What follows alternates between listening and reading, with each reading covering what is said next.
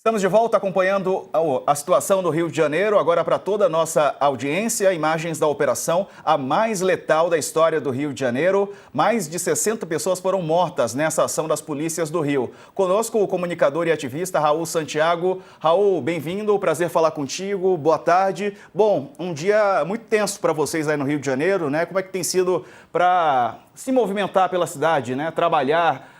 Muita gente ficou sem aula também, escolas, faculdades fechadas. Boa tarde. Bem, espero que o áudio esteja chegando bem. Chegou agora, chegou Eu estou agora. Boa aqui tarde mais pelas uma ruas, vez. né, do Alemão. E, cara, assim, é um cenário triste, assim, né? Principalmente para quem vive aqui dentro do Complexo do Alemão, do Complexo da Penha. São favelas irmãs, né? São favelas vizinhas. E eu sempre quero trazer para o entendimento comum das pessoas várias leituras que a gente tem que fazer sobre dias como os que a gente tem visto hoje. Porque não é a primeira vez que a gente tem uma chacina, né, em alguma favela do Rio de Janeiro, de novo, Complexo do Alemão e Penha como alvo desse caos, assim, né? Então, a gente tem velhas metodologias que não trazem soluções historicamente, né? Vamos refletir 2010 e agora 2025, no período da mega operação da ocupação, e 15 anos depois a gente está vivendo a mesma realidade.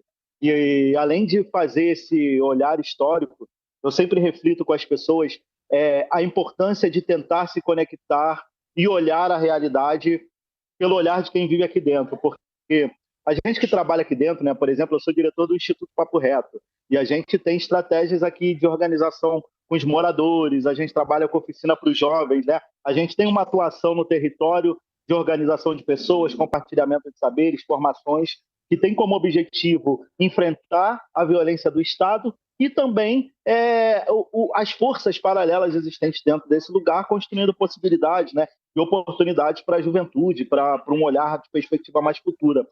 E quando dias como esse acontecem, né, com essa gravidade, eu acho que primeiro quero colocar para todo mundo que 64 execuções jamais significam alguma vitória de segurança pública, na minha leitura, enquanto ativista, enquanto morador de favela, né? Pelo contrário, eu acho que expõe o retrato e a gravidade de como o Rio de Janeiro está sem planejamento, não tem uma noção mínima de como fazer uma atuação que preserve vidas, que garanta direitos e que, de fato, tenha segurança, onde todos nós, cidadãos e cidadãs, nos vejamos incluídos nessa ideia do que é segurança, né? E a prática, eu acho que o olhar aqui de dentro que eu queria compartilhar é que, fora os corpos executados, fora pessoas feridas que a gente vê aparecendo, né, o tempo inteiro, tem outros pedidos de socorro que chegam para nós que deveriam ser considerados em momentos onde o Estado resolve usar a estrutura bélica como principal solução de uma ideia totalmente falida de segurança pública. A gente recebe pedidos de socorro de pessoas idosas com taquicardia, princípio de infarto, idosos que em becos ou mesmo dentro das suas casas correm para se proteger e acabam fraturando, né, alguma parte do seu corpo. A gente tem muitos pedidos de socorro de mães, de crianças PCD, crianças autistas que, diante da situação dos tiros, do conflito, do caos que isso significa, acabam entrando em desespero, terror, tem ataque de epilepsia e outras diversas situações, né? Então, para além do conflito em si, do tiro direto, existem muitas coisas graves que acontecem nesse entorno. E a operação ela acaba hoje, acaba amanhã, e aí a gente entra num pós-rotina que infelizmente ainda é comum, que é a lavagem de rua, a lavagem de becos, são as mães tampando os olhos das crianças, né, para sair no portão de uma casa onde um corpo estava caído e agora precisa se organizar para começar a lavar o chão que está cheio de sangue, né? Então esse pós-guerra ele continua por muitos dias, infelizmente marca a mente, a saúde física, mental, né, a psíquica, marca a existência de quem vem dos lugares aonde a gente vem. Sem contar isso, né, a quantidade de pessoas sem aula, as linhas de transporte público interrompidas, os postos de saúde fechados, agendamentos que a gente perde, que são muito difíceis de conseguir dentro de uma realidade, né, de Brasil, de Rio de Janeiro, de tamanhas desigualdades. E, enfim, é muito grave o que a gente está vendo. Eu acho que o principal a ser feito é fortalecer iniciativas locais que têm construído soluções para equilibrar a vida e a existência no meio desse cenário complexo, é pensar novas formas de lidar com essa estrutura, né, do abandono do Estado que abre brecha para outras violências e depois o Estado incapaz de investir ou resolver as demandas que a sua ausência deixou acontecer, usa de violência e cria um massacre como uma solução. Só que a pergunta que eu fiz, indo agora numa das minhas redes sociais, foi: quem está se sentindo seguro agora? Você sabe que 64 vidas foram ceifadas no Complexo do Alemão, talvez de pessoas envolvidas com crime, alguns moradores, inclusive policiais. E a pergunta que eu faço, amigo, é: quem está se sentindo seguro agora? O Rio de Janeiro mudou? Fala, amigo, estou te ouvindo. O governador... Desculpa a fala longa. Imagina, é porque eu quero te mostrar aqui o vídeo que o governador Cláudio Castro acabou de postar nas redes sociais. Ele falou que esse vídeo. Desculpa, picotou para mim. Você me ouve? A gente está sem o áudio. Oi. A gente perdeu o áudio do Diego Sarza. Voltou, né? Obrigado. Não, eu estava falando para vocês que eu ia rodar aqui um vídeo, porque o Cláudio Castro postou agora nas redes sociais, falando que pessoas podem retornar com tranquilidade para casa. Vamos ver juntos esse vídeo do governador.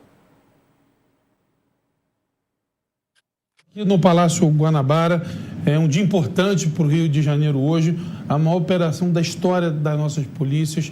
Até agora temos 60 criminosos neutralizados, 81 presos e 75 fuzis apreendidos.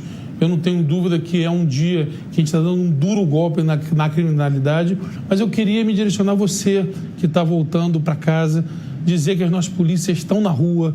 Nós já falamos com todas as concessionárias de transporte estadual, trem, barca, metrô, para garantir que você tenha um retorno tranquilo para casa. A polícia não sairá da rua até que a situação esteja completamente normalizada, que você possa ir para casa hoje, você possa trabalhar amanhã.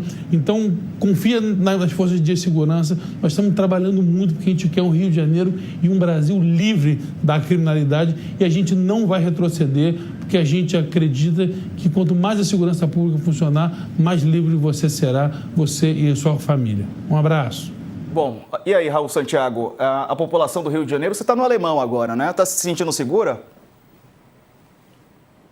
Meu amigo, eu acho que a fala do governador traz si própria o olhar que ele tem sobre quem vive em realidade como a minha, de favelas e periferias.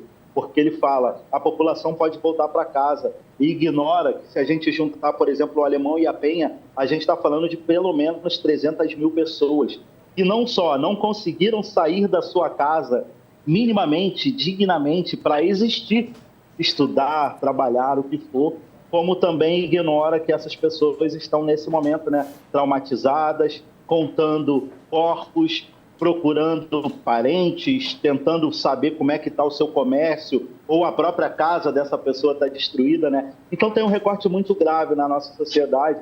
Essa fala dele me lembrou uma matéria jornalística muito antiga que dizia: alunos da PUC se assustam com tiroteios na Rocinha, como se as pessoas que vivem na Rocinha não tivessem medo ou passassem por aquele caos também. Então, eu acho que é muito frágil quando a gente tem uma liderança tamanha, que é o governo de uma cidade com significado global como o Rio de Janeiro, que apreende pelo menos 100 pessoas, executa outras 60 e sem um tempo hábil, porque a operação ainda está rolando, coloca o rosto numa rede social que é um veículo oficial e diz que 81 daquelas pessoas presas são traficantes, que essas pessoas executadas, sabe, são um quadro de sucesso, e entre essas pessoas executadas estão policiais. Então, assim, é muito frágil. E para encerrar assim, a minha colocação, tem uma coisa muito grave que precisa ser observada e discutida, é que, querendo ou não, a gente já está num horizonte eleitoreiro.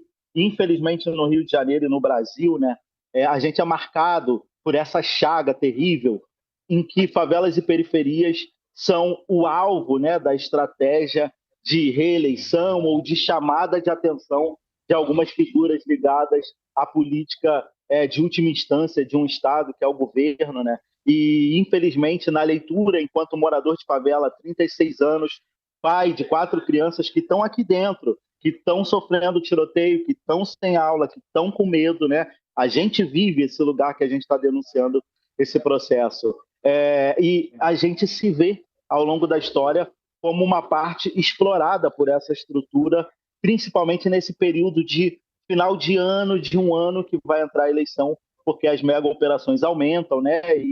E na minha cabeça não desassocia essa realidade de intervenções em territórios de favelas e periferias para levantar a bandeira da segurança pública através de mais violência e assim construir, né, possibilidades eleitoreiras para alguns indivíduos. Então, eu só sinto dor e tristeza por sermos nós, né, de novo, alvos de uma estrutura de segurança pública que, quando pensa em assegurar a dignidade de alguns na realidade do Rio de Janeiro, invade a favela e entrega a chacina como solução, mas não consegue investir no entorno, no pré, na inteligência, articulações, né, com outros estados e pressionar e construir estratégias a nível federal e estadual, mesmo com todas essas dificuldades, para tentar mapear outras estratégias de impedir esse fluxo e não só chegar depois chacinando pessoas diversas na favela, dando uma entrevista dizendo que isso é um sucesso e ignorando que, pelo menos eu aqui dentro, e acredito que vocês também, não estejam se sentindo mais seguras, mais seguros, porque 65, 64 pessoas foram executadas hoje no Rio de Janeiro. Fica marcado para a história de uma cidade que traz maravilhosa no seu apelido, que é capital turística, né, muitas vezes da América Latina, mas que tem a capacidade de executar 64 pessoas numa operação policial e chamar isso de sucesso. É muito triste, é muito grave, e eu repito, né, a gente segue aqui de dentro trabalhando, lidando com ambos os lados, enquanto morador, enquanto ativistas, enquanto iniciativas sociais, a gente está trabalhando para evitar que mais jovens se envolvam com a ilegalidade do mercado das até então drogas ilícitas e, ao mesmo tempo, trabalhando para evitar que a presença do Estado seja pautada por mais perpetração de violências para dentro desse espaço.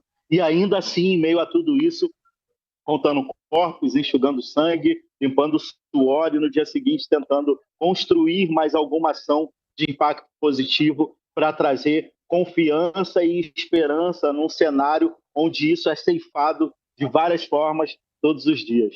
Acho que é isso, meus amigos. Perfeito. Raul Santiago, comunicador e ativista. Raul, quero agradecer você aqui pela participação. Antes, a Dani tem uma pergunta, eu acho. Diga lá, Dani. Obrigada, Sarza. Oi, querido. Eu queria que você me informasse, eu não sei exatamente em que área do Alemão você está, o Alemão é gigantesco, mas eu queria saber se você ainda escuta barulho de tiros de bomba, porque teve bomba, inclusive, jogada contra a polícia por drone, né?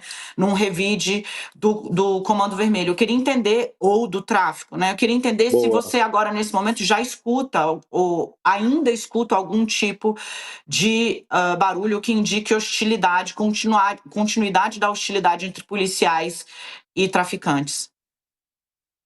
Bom, eu estou numa das vias principais aqui do Complexo do Alemão, né, que é a estrada do Itararé, e nesse momento, pelo menos nos últimos 30 minutos, eu não ouvi mais tiroteios, mas vejo muita viatura policial para cima e para baixo, inclusive alguns blindados, né?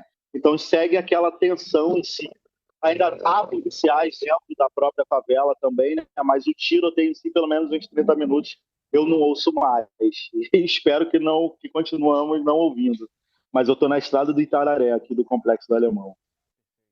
Continue assim, então, né? Pelo menos essa trégua momentânea que ela continue. Um abraço para você, Santiago. Valeu. Abraço, pessoal, e parabéns pela cobertura. Até logo. Obrigado, até mais. Obrigado por nos atender.